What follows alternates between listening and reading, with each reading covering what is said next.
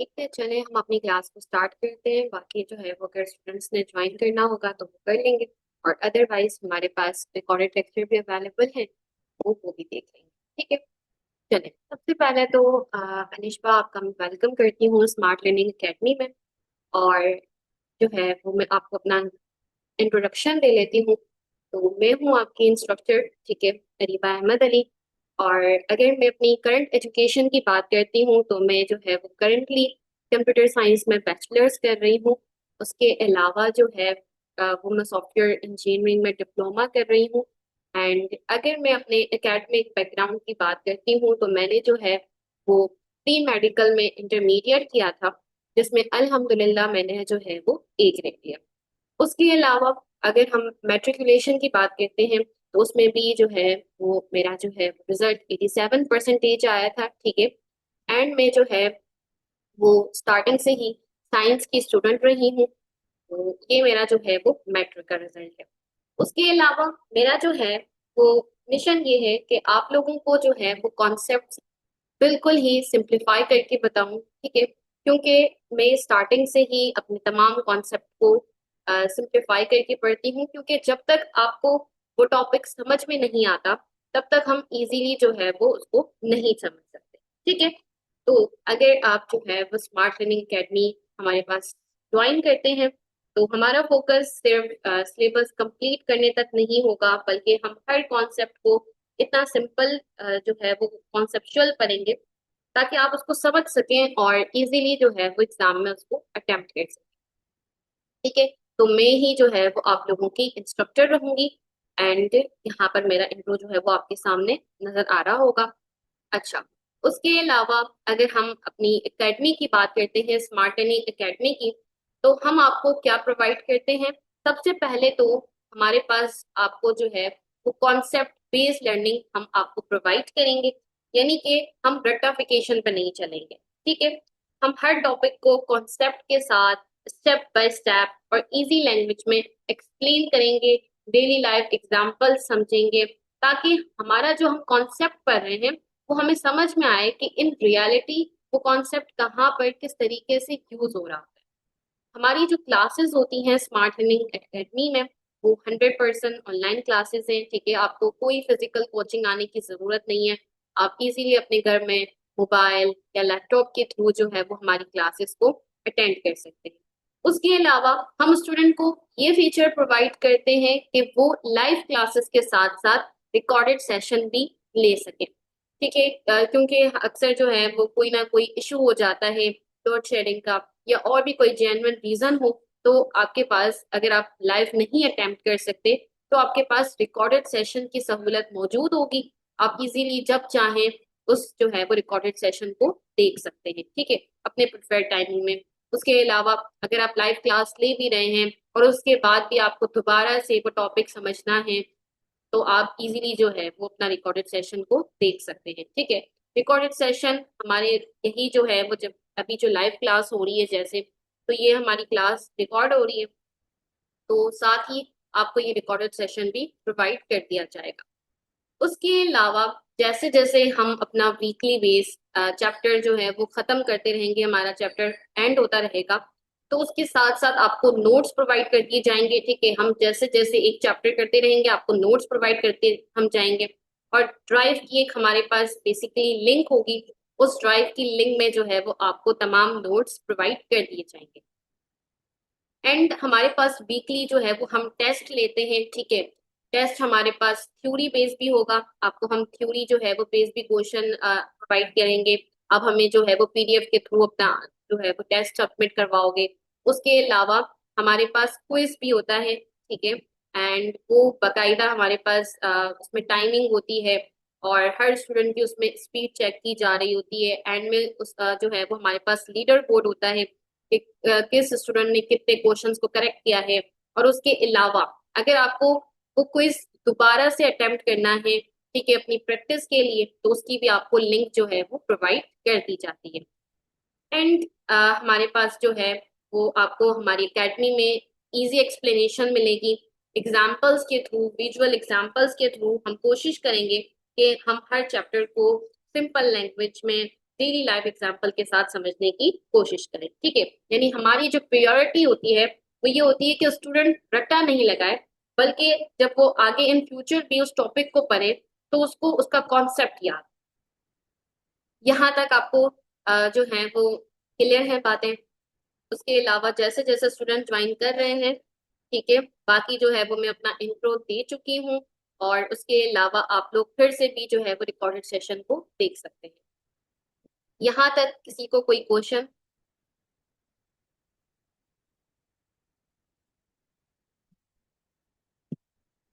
ठीक है, अनाहिता को कोई क्वेश्चन है? मुख्तियार ने अभी क्लास ज्वाइन की है।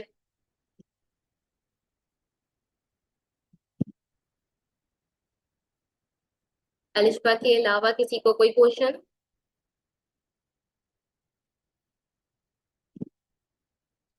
मुख्तियार, मैं आपकी इंस्ट्रक्टर अरीबा अहमद अली हूँ। ठीक है, मैं अपना जो है वो इंट्रो दे चुकी हूँ क्लास की स्टार्टिंग में। एंड आप जो है वो मेरा यहाँ पर स्क्रीन पे देख सकते हैं। ठीक है, नाहिता को कोई क्वेश्चन है?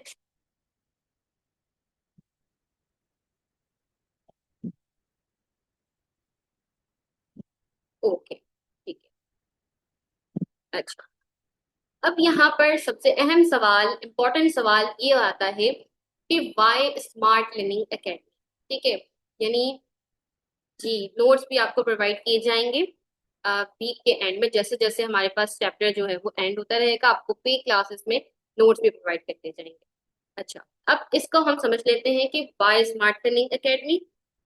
तो यहाँ पर जो है वो सबसे पहले अक्सर स्टूडेंट्स कोचिंग जाते हैं, कॉलेजेस भी जाते हैं, ठीक है।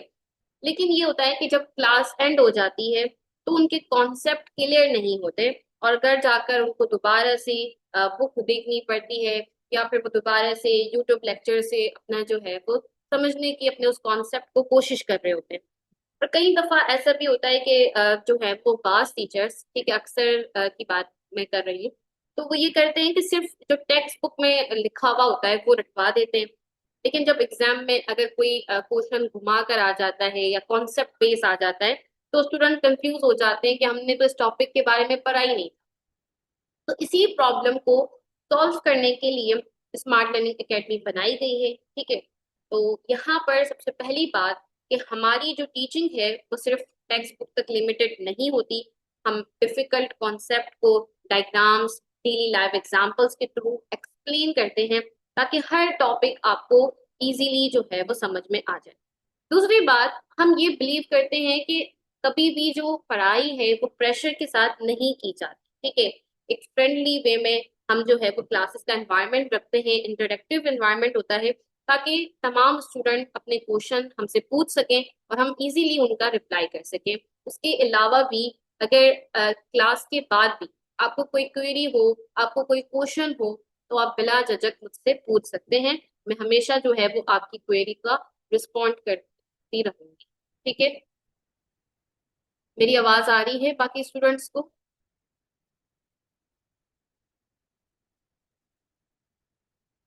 आ रही है मेरी आवाज?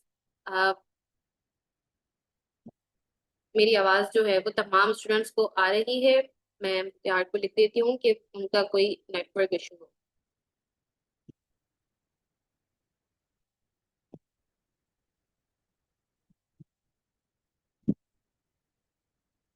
मेरी आवाज जो है वो आ रही है। ठीक है, अच्छा, उसके अलावा हमारे पास जो है वो एक बहुत इम्पोर्टेंट ये है कि तमाम स्टूडेंट को अटेंशन दी जाएगी।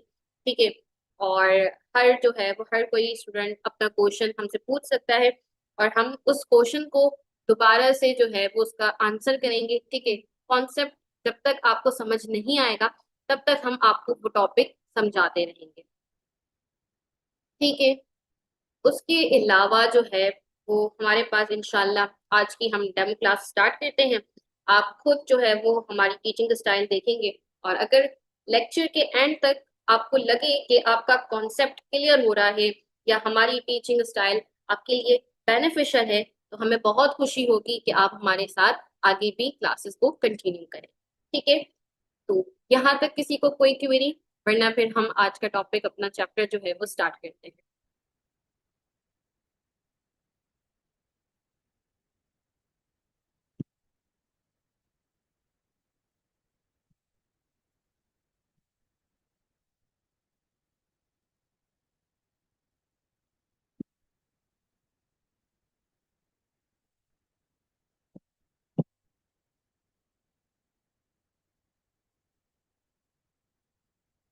अनाहिता को कोई क्वेश्चन है?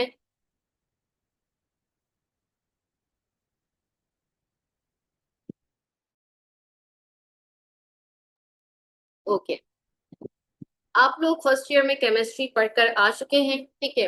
अब फर्स्ट ईयर की केमिस्ट्री और सेकेंड ईयर की केमिस्ट्री में बहुत फर्क है, ठीक है। सॉरी मुख्तियार, क्योंकि आपका जो है वो हमारे पास नाम सामने ही आ रहा है, ठीक है। तो आप जो है वो अपना नेटवर्क इशू देख लें, मे बी आपका कोई इशू है, ठीक है। ओके ओके, ठीक है ठीक है, ओके यार। तो आप जो है वो फर्स्ट ईयर में केमिस्ट्री पढ़कर आ चुके हैं। मैं ये कह रही थी कि हमारे पास सेकेंड ईयर केमिस्ट्री में फर्स्ट ईयर केमिस्ट्री से बहुत डिफरेंट है। क्यों डिफरेंट है? क्योंकि फर्स्ट ईयर केमिस्ट्री में आप जर्नल केमिस्ट्री पढ़ रहे थे, उसमें आपके पास ऑर्गेनिक इनऑर्गेनिक केमिस्ट्री का कोई सेशन नहीं था, ठीक है। उसमें आपके पास ओवरऑल तमाम चीजें एक ही साथ थी, और वहां पर आप न्यूमेरिकल्स, आपके पास हर चैप्टर के एंड में मोस्टली जो है वो न्यूमेरिकल्स आपको देखने को मिल रहे होते थे, ठीक है। बट सेकेंड ईयर केमिस्ट्री में ये है कि हमारे पास यहाँ पर आपको न्यूमेरिकल्स नहीं होंगे, ठीक है। बट आपके पास ऑर्गेनिक और इनऑर्गेनिक केमिस्ट्री दोनों जो है वो अलग हो चुकी हैं, ठीक है। ऑर्गेनिक केमिस्ट्री में आप ऑर्गेनिक केमिस्ट्री के चैप्टर से रिलेटेड पढ़ेंगे, वहां के जो हमारे पास ऑर्गेनिक स्ट्रक्चर्स होते हैं, बेंजीन एंड ओवरऑल, वो तमाम चीजें आप उसमें पढ़ रहे होंगे। जबकि इनऑर्गेनिक केमिस्ट्री में आप जर्नल जो है वो तमाम बातें पढ़ रहे होंगे। तो आज का जो हमारे पास ये सेशन है, ठीक है, वो हमारे पास इनऑर्गेनिक केमिस्ट्री से हमने चूज किया है। एंड चूंकि आपके पास बुक में भी ये जो चैप्टर है वो इनऑर्गेनिक केमिस्ट्री से दिया हुआ है, ठीक है। तो आपके पास जो है वो चैप्टर का नाम है केमिस्ट्री ऑफ रिप्रेजेंटेटिव एलिमेंट। अब यहाँ पर चैप्टर स्टार्ट करने से पहले चैप्टर का नाम समझना बहुत जरूरी है। तो अब रिप्रेजेंटेटिव एलिमेंट से मतलब क्या है, ठीक है। तो अक्सर जब भी हम रिप्रेजेंटेटिव वर्ड को देखते हैं तो हमें ऐसा लगता है कि कोई किसी को रिप्रेजेंट करने के लिए हम रिप्रेजेंटेटिव वर्ड का यूज कर रहे होते हैं, ठीक है। लेकिन हमारे पास जो रिप्रेजेंटेटिव वर्ड है, अगर हम केमिस्ट्री में इसकी बात करते हैं तो इसका मतलब ये होता है कि कोई एक ऐसा मेंबर जो कि अपने ग्रुप की जर्नल प्रॉपर्टीज को जाहिर करे। रिप्रेजेंटेटिव का मतलब क्या होता है कि कोई ऐसा मेंबर, कोई ऐसा एलिमेंट जो अपने ग्रुप की जर्नल प्रॉपर्टीज को जाहिर करे। आई होप आप सब जानते होंगे कि हमारे पास केमिस्ट्री में पीरियोडिक टेबल्स होते हैं। पीरियोडिक टेबल में हमारे पास तमाम एलिमेंट्स मौजूद होते हैं, एंड उसमें हमारे पास ग्रुप बने हुए होते हैं, ग्रुप 1, ग्रुप 2, ग्रुप 3, ठीक है, एंड सो ऑन। तो उसमें हर ग्रुप के अपने अपने एक पार्टिकुलर मेंबर्स जो हैं वो मौजूद होते हैं, एलिमेंट्स जो हैं वो मौजूद होते हैं। जैसे अगर हम बात करते हैं हमारे पास ग्रुप 1 की, या ग्रुप, तो उसमें हमारे पास जो है वो लिथियम, सोडियम, इस तरीके से एलिमेंट जो है वो हमारे पास प्रेजेंट होते हैं, ठीक है। तो यहाँ पर अब हमारे पास जैसे कि रिप्रेजेंटेटिव का मैंने मतलब आपको बता दिया कि ऐसा एलिमेंट जो अपने ग्रुप की आपको जर्नल प्रॉपर्टीज जाहिर कर रहा। अब हमारे पास जैसे कि अगर मैं आपको एग्जांपल देती हूँ मैंगो की, आम की एग्जांपल अगर मैं देती हूँ, तो हमारे पास क्या होता है कि मुख्तलिफ किस्म के आम हमारे पास उसकी किस्में मौजूद होती हैं, ठीक है। हमारे पास लंगड़ा आम, चौसा आम, अनबर टटोला, यानी अब मुख्तलिफ किस्म के आम हमारे पास होते हैं। अब उसमें थोड़ा सा उनकी शेप अलग हो सकती है, ठीक है, अंदर का थोड़ा सा टेक्सचर अलग हो सकता है, लेकिन होते तो सब आम ही है, ठीक है। यानी उनकी जर्नल प्रॉपर्टी तो क्या है, सेम ही है, बस उनमें थोड़ा सा उनकी प्रॉपर्टीज में फर्क आ जाता है। लेकिन तमाम जो आम की किस्में हैं वो हमारे पास एक ही जो फ्रूट है, एक ही जो फल है आम, उसको जाहिर कर रही होती है। तो इसी तरीके से हमारे पास केमिस्ट्री में जो रिप्रेजेंटेटिव वर्ड है वो इसी तरीके की जर्नल प्रॉपर्टी को जाहिर कर रहा होता है। यानी जो हमारे पास ग्रुप के मेंबर्स होते हैं, ठीक है, वो अपने ग्रुप की जर्नल प्रॉपर्टीज को जाहिर कर रहे होते हैं। जैसे कि अगर हम ग्रुप 1 की बात कर रहे हैं तो ग्रुप 1 में ये होगा कि हमारे पास उसकी जर्नल प्रॉपर्टी क्या होगी कि उसमें जो है वो उनके बैलेंस, जो शेल में अगर हम बात करेंगे तो उसमें 1 इलेक्ट्रॉन प्रेजेंट होगा, ठीक है। वो अपने जो है वो किसी दूसरे को अपना एक इलेक्ट्रॉन डोनेट कर सकता है। यानी इसमें ये क्या है, जनरल प्रॉपर्टीज है। तो ये इसी तरीके से हमारे पास रिप्रेजेंटेटिव वर्ड इस चीज को जाहिर कर रहा होता है। अगर आप उस ग्रुप के, अगर आपने लिथियम को पढ़ लिया, ठीक है, आपने सोडियम को पढ़ लिया, अगर आपने इन दोनों को पढ़ लिया तो आपको ओवरऑल जो ग्रुप वन है ना उसका नेचर समझ में आ जाएगा कि ग्रुप वन हमारे पास कैसा है। तो यानी कि जो ग्रुप वन के मेंबर हैं, लिथियम, सोडियम, ठीक है, तो ये हमारे पास क्या होंगे, ये हमारे पास ग्रुप वन के रिप्रेजेंटेटिव एलिमेंट्स होंगे। यानी आपने इनको पढ़कर ही समझ लिया कि आपका जो ग्रुप वन है उसमें आपको किस तरीके की जनरल प्रॉपर्टीज देखने को मिल रही हो। Is it clear? Representative element का मतलब समझ में आया कि रिप्रेजेंटेटिव एलिमेंट का मतलब क्या होता है?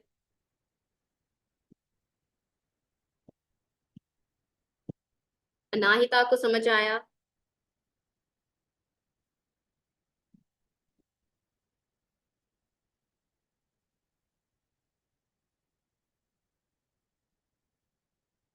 ओके, ठीक है, सही।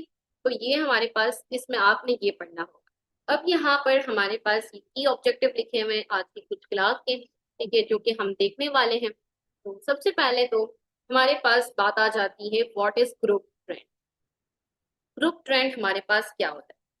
अभी हमने प्रीवियस रिप्रेजेंटेटिव एलिमेंट का मतलब समझा, ठीक है, हमने ये समझा कि हमारे पास अगर हम उस ग्रुप के एक दो मेंबर को भी समझ लेते हैं तो हमें ओवरऑल पूरे ग्रुप का आइडिया हो जाता है कि इसमें हमें किस तरीके के एलिमेंट्स देखने को मिल रहे होंगे।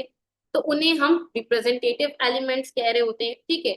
हमारे पास पीरियोडिक टेबल में group one, group two, group 12, group 13, इस तरीके के जो हमारे पास ग्रुप हैं, ठीक है, ग्रुप 18, ये इस तरीके के ग्रुप हैं कि अगर हम इनके एक दो मेंबर को भी समझ लेते हैं ना, हमें इनकी ओवरऑल ग्रुप की जो है वो जनरल प्रॉपर्टी का आइडिया हो जाता है। अब हमारे पास सवाल ये होता है कि क्या उस ग्रुप के सारे एलिमेंट्स बिल्कुल सेम होते हैं? तो इसका आंसर होता है नहीं, सारे सेम नहीं होते, ठीक है। जैसे कि अगर आप ग्रुप जो है वो 17 की बात करते हैं, यानी जिसमें हमारे पास हेलोजन ग्रुप प्रेजेंट होते हैं, ठीक है, जिसमें हमारे पास फ्लोरीन है, क्लोरीन है, ब्रोमीन है, आयोडीन है, तो ये सब हमारे पास हेलोजन। लेकिन इनकी काफी हद तक प्रॉपर्टीज मिलती जुलती, लेकिन हमारे पास क्लोरीन का साइज और आयोडीन के साइज में बहुत फर्क होता है। क्लोरीन का जो साइज होता है वो बहुत स्मॉल होता है, जबकि आयोडीन का जो साइज है वो बड़ा होता है। तो यहाँ पर इनकी प्रॉपर्टी में फर्क आ गया, ठीक है। जनरल प्रॉपर्टी सेम हो सकती है कि दोनों ही हेलोजेंस हैं, लेकिन हर प्रॉपर्टी सेम नहीं हो सकती, ठीक है, कोई ना कोई प्रॉपर्टी में फर्क आ जाता है। तो ये जो फर्क आ रहा है ना, ठीक है, कि जब हम यहाँ से ऊपर से नीचे डाउनवर्ड जा रहे हैं तो इसमें जो हमारे पास फर्क हमें देखने को मिल रहा है, तो इसे हम कह रहे हैं कि हमारे पास यहाँ पर वेराइटी आ रही है, ठीक है, उनकी प्रॉपर्टीज में कोई ना कोई वेरिएशन आ रही है। तो जो रेगुलर वेरिएशन आ रही होती है हमारे पास एलिमेंट्स की प्रॉपर्टीज में, जब हम डाउन द ग्रुप जा रहे होते हैं तो हमारे पास उसे हम कहते हैं ग्रुप ट्रेंड, ठीक है। आपको ये मालूम होगा कि पीरियोडिक टेबल में जब हम इस तरीके से जो हमारे पास कॉलम बने हुए होते हैं, ठीक है, वो हमारे पास ग्रुप को जाहिर कर रहे होते हैं, एंड जो हमारे पास इस तरीके से रोज होती हैं वो हमारे पास पीरियड को शामिल कर रही होती है। तो ये जो आपके पास जब आप टॉप से बॉटम गए तो आपके पास जो एलिमेंट्स की प्रॉपर्टी में जो आपको वेरिएशन देखने को मिली, कैसी वेरिएशन? Regular variation. यानी कि ऐसा नहीं है कि स्टार्टिंग में कुछ और है और एंड में आकर हमारे पास बीच में आगे पीछे हो रहा है, ऐसा नहीं है, बिल्कुल ही रेगुलर वे में वो पैटर्न चल रहा है। जैसे कि अगर मैं आपको एग्जांपल देती हूँ, अगर मैं यहाँ पर 2 के टेबल की बात कर रही हूँ, ठीक है, तो 2, 4, इस तरीके से हमारे पास यहाँ पर जो है वो अगर हम देख रहे होते हैं, ठीक है, तो इसमें क्या हो रहा है, एक रेगुलर पैटर्न चल रहा है कि यहाँ पर हर जो है वो नंबर के बाद दो दो का फर्क आ रहा है। तो ये क्या है हमारे पास यहाँ पर रेगुलर वेरिएशन है, यानी हर दफा वो सेम पैटर्न को फॉलो करता हुआ जा रहा है। तो इसी तरीके से जब हम ग्रुप ट्रेंड में बात करते हैं, तो जैसे कि अगर मैं यहाँ पर फ्लोरीन से आयोडीन तक की बात करूं तो क्या होगा कि फ्लोरीन का साइज छोटा होगा, ठीक है, सबसे छोटा। फिर क्लोरीन का साइज थोड़ा सा बड़ा होगा, ब्रोमीन का साइज क्लोरीन से भी बड़ा होगा, आयोडीन का साइज ब्रोमीन से भी और ज्यादा बड़ा हो जाएगा। यानी कि बिल्कुल ही रेगुलर पैटर्न जो है वो हमारे पास फॉलो हो रहा होगा। तो ये जो रेगुलर वेरिएशन और ग्रेजुअल चेंज आपको देखने को मिल रहा होगा down the group periodic table में, तो इसे हम क्या कह रहे होते हैं, इसे हम कहते हैं ग्रुप ट्रेंड। ठीक है, आपको यहाँ पर जो है वो मुख्तलिफ किस्म के ग्रुप ट्रेंड देखने को मिलेंगे। आपको एटॉमिक रेडियस में ग्रुप ट्रेंड देखने को मिलेगा, आयनाइजेशन एनर्जी में आपको ग्रुप ट्रेंड देखने को मिलेगा, इलेक्ट्रोनेगेटिविटी में, इलेक्ट्रॉन अफिनिटी में, इन तमाम में आपको जो है वो ग्रुप ट्रेंड्स देखने को मिल रहे होंगे। समझ आया कि हमारे पास ग्रुप ट्रेंड क्या होता है? कोई क्वेश्चन?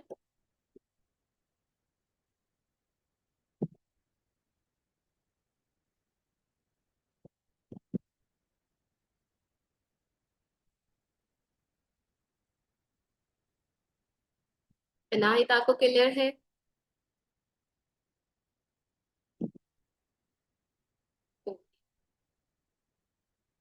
ठीक है, अब हम आ जाते हैं अपने एटॉमिक रेडियस में। ठीक है, तो एटॉमिक रेडियस हमारे पास क्या होता है, फिर इसका हम ग्रुप ट्रेंड समझते हैं। पहले तो हमें डेफिनेशन क्लियर होनी चाहिए।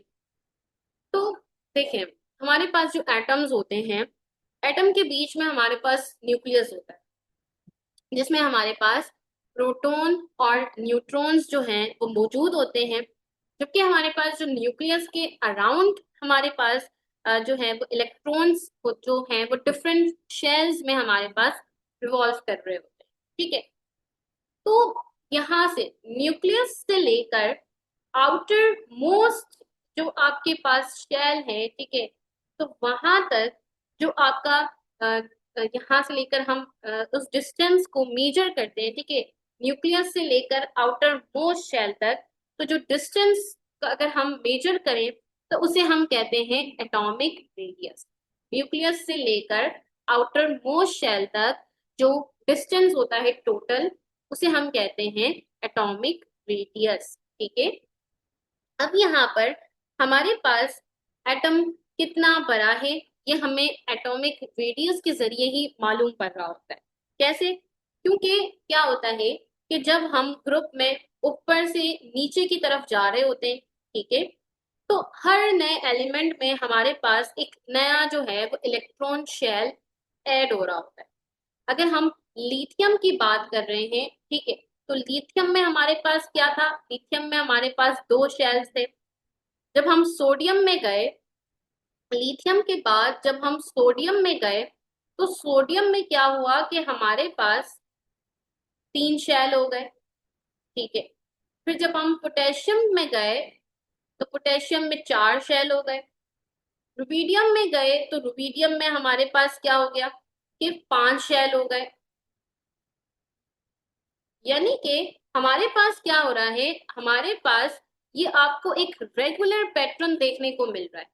जैसे जैसे हम डाउनवर्ड द ग्रुप जा रहे हैं, हमारे पास हर एक एलिमेंट में नया शेल ऐड हो रहा है।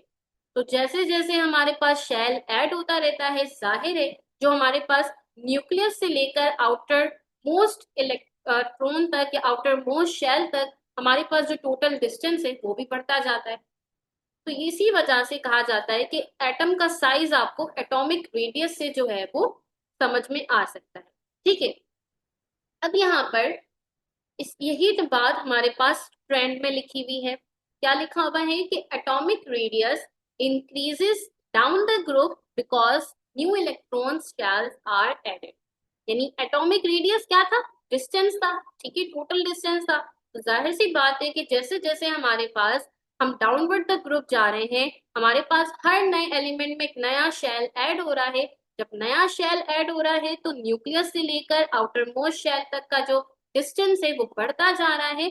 तो इसका मतलब कि जो हमारे पास एटॉमिक रेडियस है वो डाउन द ग्रुप क्या होता रहता है, इंक्रीज होता रहता है। ठीक है, यानी कि इसी वजह से हमारे पास जब हमने देखा फ्लोरीन से लेकर आयोडीन तक का, तो फ्लोरीन का साइज हमारे पास क्या था, स्मॉल था। लेकिन जब हमने आयोडीन की बात की तो आयोडीन का साइज क्या हो गया, लार्ज हो गया, बड़ा हो गया, ठीक है, कंपैरेटिवली टू फ्लोरीन।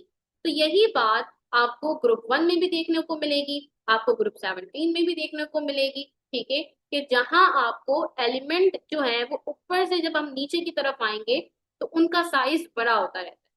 तो अब आपके पीछे इसका लॉजिक क्या है कि क्यों बड़ा होता रहता है, बिकॉज एटॉमिक जो रेडियस है वो हमारे पास बढ़ता चला जाता है।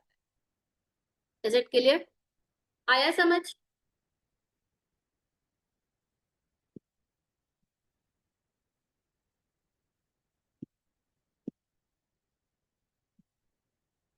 ओके, ठीक है, सही है। तो यहाँ पर आपके पास जो है वो आपको डिफरेंट ग्रुप से यहाँ पर मैंने विजुलाइज कर दिया है कि अगर आप लिथियम सोडियम को कंपेयर करें या किसी और ग्रुप को कंपेयर करें, उसमें आपको यही बात देखने को मिलेगी कि हमारे पास उनमें आपको ग्रेजुअल जो चेंज है, एक रेगुलर जो चेंज है वो देखने को मिल रहा होगा, ठीक है। अब यहाँ पर क्वेश्चन ये आता है कि क्या हमेशा ये रूल फॉलो होता है कि हमारे पास जो है वो अगर हम डाउन द ग्रुप जा रहे हैं तो एटॉमिक रेडियस बड़ा होता रहता है? तो यहाँ पर ऐसा नहीं है। केमिस्ट्री में हमारे पास यहाँ पर आ जाती है एक एक्सेप्शन, और वो एक्सेप्शन आपको देखने को मिलती है ग्रुप 3 में, जहां पर हमारे पास एल्युमिनियम पहले आता है, ठीक है, और हमारे पास गैलियम जो है वो एल्युमिनियम के बाद आता है। अब क्या होना था कि एल्युमिनियम का हमारे पास एटॉमिक रेडियस अगर छोटा था, ठीक है, तो गैलियम का तो हमारे पास एटॉमिक रेडियस बढ़ जाना चाहिए था, लार्ज हो जाना चाहिए था। लेकिन ऐसा क्यों नहीं हुआ? हुआ ये कि हमारे पास एल्युमिनियम का अगर स्मॉलर था ना, तो गैलियम का जो एटॉमिक रेडियस हुआ, नहीं नहीं, वैसे और भी ग्रुप्स ही पैटर्न फॉलो करते हैं, ठीक है। अभी मैंने आपको जो है वो हेलोजेंस वाले ग्रुप की एग्जांपल दी, वो तो हमारे पास नहीं था ना, वो तो हमारे पास ग्रुप 1 या 2 नहीं था, तो हमारे पास जो है वो दूसरा भी ग्रुप था। दोनों करवाऊंगी अनाहिता, मैं आपको सिलेबस भी कंप्लीट करवाऊंगी और उसके साथ साथ हम बोर्ड एग्जाम्स की तैयारी भी करेंगे, ठीक है।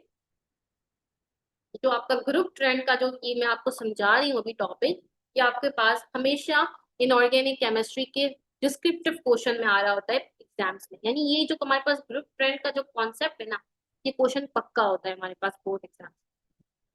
जो एक्स्ट्रा बहुत जो ऐसा टॉपिक जो कि इम्पोर्टेंट भी नहीं है, उसका कॉन्सेप्ट आपको जानना भी नहीं है, ठीक है, तो वो हम नहीं करेंगे। बट जो बोर्ड एग्जाम्स के जो टॉपिक हैं उसको हम हाईली कवर करें, ठीक है।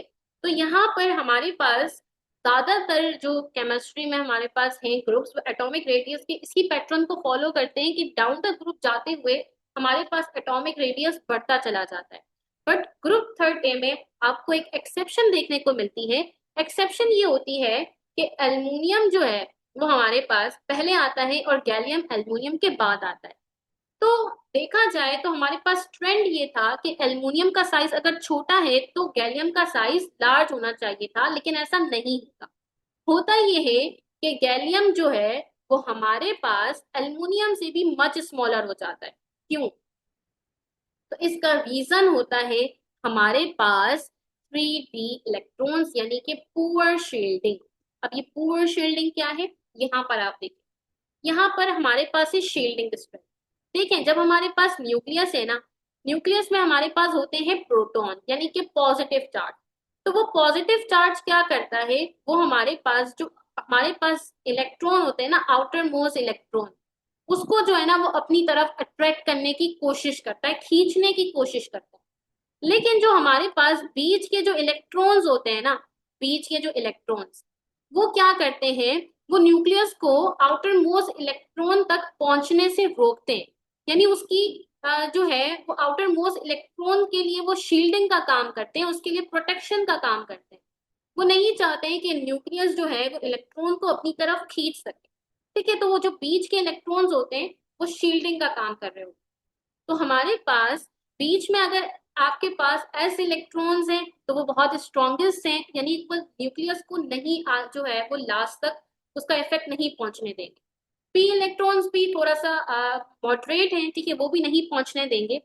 लेकिन जब हम बात करते हैं डी और एफ इलेक्ट्रॉन्स की, तो इनकी शील्डिंग इतनी स्ट्रांग नहीं होती, यानी ये इतना स्ट्रांगली जो है वो आउटर मोस्ट इलेक्ट्रॉन को प्रोटेक्ट नहीं कर सकते, ठीक है, ये बहुत ज्यादा वीक होते हैं।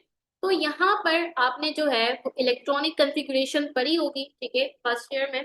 तो वहां हमारे पास ये जो है वो आपके पास एल्युमिनियम और गैलियम की मैंने इलेक्ट्रॉनिक कॉन्फ़िगरेशन लिखी हुई है, बिकॉज एल्युमिनियम हमारे पास इसका जो है वो 13 होता है, जबकि गैलियम का 31 होता है। तो उसके मुताबिक यहाँ इलेक्ट्रॉनिक कॉन्फ़िगरेशन आपको देखने को मिल रही है। तो यहाँ पर अगर आप देखें ना, तो एल्युमिनियम में आपको कोई भी डी इलेक्ट्रॉन देखने को नहीं मिलेगा, जबकि आपको गैलियम में एक डी इलेक्ट्रॉन देखने को मिल रहा है, ठीक है। तो यानी कि हमारे पास एल्युमिनियम में जो एस और पी इलेक्ट्रॉन्स हैं, वो तो न्यूक्लियस को आउटर मोस्ट इलेक्ट्रॉन तक पहुंचने से रोक देते हैं। लेकिन जो गैलियम है, चूंकि उसमें हमारे पास डी इलेक्ट्रॉन आ जाता है, एंड डी इलेक्ट्रॉन की जो शील्डिंग है वो इतनी स्ट्रॉन्गेस्ट नहीं होती, जिसकी वजह से हमारे पास न्यूक्लियस जो है वो इलेक्ट्रॉन को अपनी तरफ थोड़ा खींच लेता है, ठीक है, स्ट्रांगली पुल कर लेता है। और इलेक्ट्रॉन जो दूर थे, ठीक है, यानी बिल फर्स्ट इलेक्ट्रॉन यहाँ पर था, तो अब वो इलेक्ट्रॉन यहाँ तक आ जाता है, ठीक है, न्यूक्लियस के यहाँ तक आ जाता है। तो इसकी वजह से क्या होता है कि हमारे पास जो गैलियम का साइज है वो थोड़ा सा श्रिंक हो जाता है, थोड़ा सा वो सिकुड़ जाता है। तो उसकी वजह से हमारे पास गैलियम जो है वो आपको एल्युमिनियम से भी उसका जो एटॉमिक रेडियस है वो छोटा नजर आता है।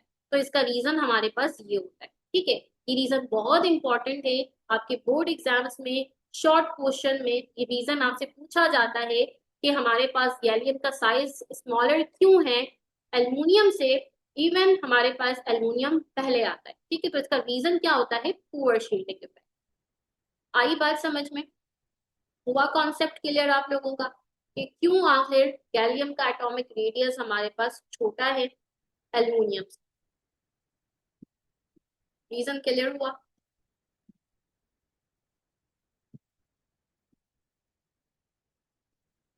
अलिशबा को क्लियर हुआ? कोई क्वेश्चन यहाँ तक? ठीक है, देखिए हमारी जो क्लास है वो भी एंड होने लगी है, तो 4 मिनट्स ही हैं बस, तो इसमें आपका कोई क्वेश्चन? अलिशबा का कोई क्वेश्चन नहीं है? आपको नोट्स जो हैं वो पे ग्रुप में मिलेंगे, ठीक है। जब आप पे ग्रुप ज्वाइन कर लेंगे तो जैसे जैसे हमारा चैप्टर एंड होता रहेगा आपको नोट्स प्रोवाइड करते जाएंगे। इनाहित का भी कोई क्वेश्चन नहीं है? ठीक है, कॉन्सेप्ट क्लियर हुआ आप लोगों का? क्या कोई कंफ्यूजन रह गई?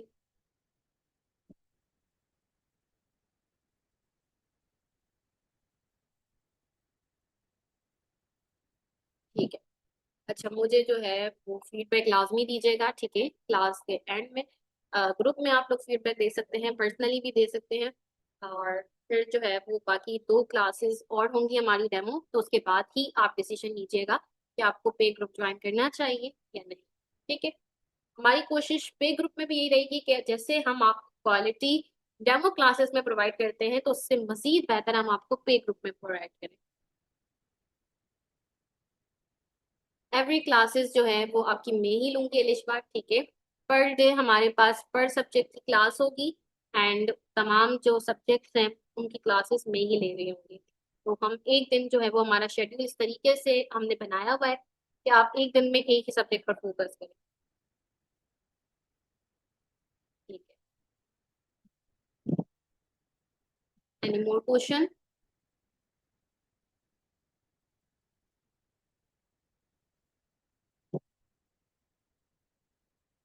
ओके, ठीक है।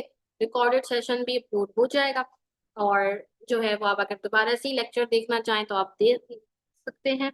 एंड उसके अलावा बस 2 मिनट ही हैं, के अलावा अगर और भी कोई क्वेश्चन आपके माइंड में आ रहा है तो आप लोग पूछ सकते हैं, क्लास के एंड में भी आप लोग पूछ सकते हैं, मुझसे पर्सनली भी पूछ सकते हैं, ठीक है।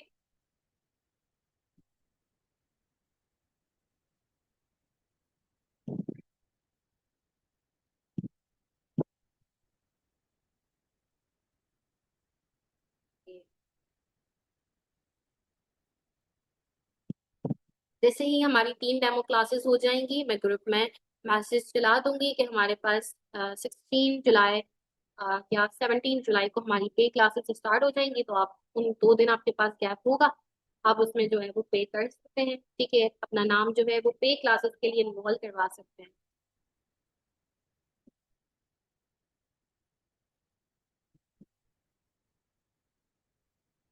Okay, glad to here.